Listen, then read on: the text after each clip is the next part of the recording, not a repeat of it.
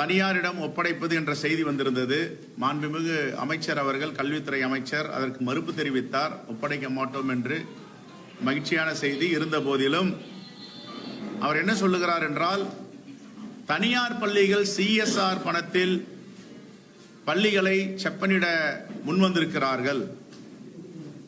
அப்படி என்றால் தனியார் பள்ளிகளுக்கு இந்த CSR நிதி எப்படி பெறப்படுகிறது? கல்வி என்றாலே லாபகரமான தொழில் இல்லை என்று பெருந்தலைவர் காமராஜர் காலத்தில் இருந்த நமக்கு அறியப்பட்ட செய்தி.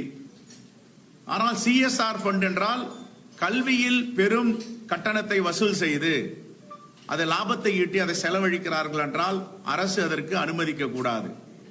ஒருவேளை தனியார் பள்ளிகள் லாபம் ஈட்டி பணம் கொடுக்கிறார் என்றால் முதலமைச்சருடைய நிவாரண நிதிக்கு கொடுக்கலாம், அரசு செய்யலாம். பெருந்தலைவர் காமராஜர் கூட பல ஆயிரம் பள்ளிகளை உருவாக்கும் பொழுது தனியார்கள் நிலத்தை கொடுத்தார்கள், கட்டிடம் குடி கொடுத்தார்கள். ஆனால் தலைமை ஆசிரியர்களும் ஆசிரியர் நியமிப்பது அரசு கட்டுப்பாட்டில் வைத்திருந்தார்.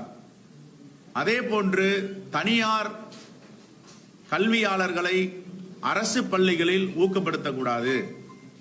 சில கல்வியாளர்கள் பேசும் பொழுது இதை திட்டமிட்டு உள்ளே நுழைகிறார்கள். தனியார் பள்ளிகளுக்கு விளையாட்டு மைதானம் கிடையாது, பெரிய இடங்கள் கிடையாது. ஆனால் அரசு பள்ளிகளுக்கு மைதானம் இருக்கிறது, இடங்கள் நிறைய இருக்கிறது. இதை வருங்காலத்தில் அவர்கள் பயன்படுத்துவதற்கு வாய்ப்பு இருக்கு என்ற செய்தியும் அறியப்படுகிறது. இதிலும் அரசு கவனமாக இருக்க வேண்டும் என்பதை காங்கிரஸ் பேரியக்கத்தின் சார்பாக கேட்டுக்கொள்கிறோம். பரனூர் சுங்கச்சாவடி ஏற்கனவே காலாவதி ஆகிவிட்டது என்று பல செய்திகளை நாம் அறிந்திருக்கிறோம்.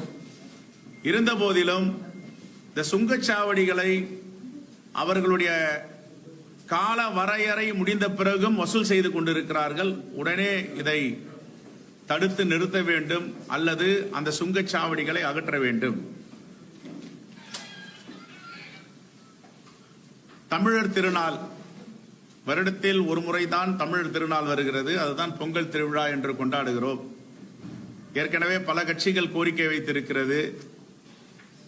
நிதி ஆதாரம் மிகவும் மோசமாக இருந்தாலும், ஒன்றிய அரசு நம்மை தொடர்ந்து புறக்கணித்திருந்தாலும், இந்த தமிழர் திருநாள் அன்று தமிழ்நாட்டில் உள்ள விவசாய குடும்பங்களுக்கு, ஏழை எளிய மக்களுக்கு வருடா வருடம் அந்த பொங்கல் திருநாள் அன்று பொங்கல் செலவிற்காக அரசு பணத்தை கொடுப்பார்கள்.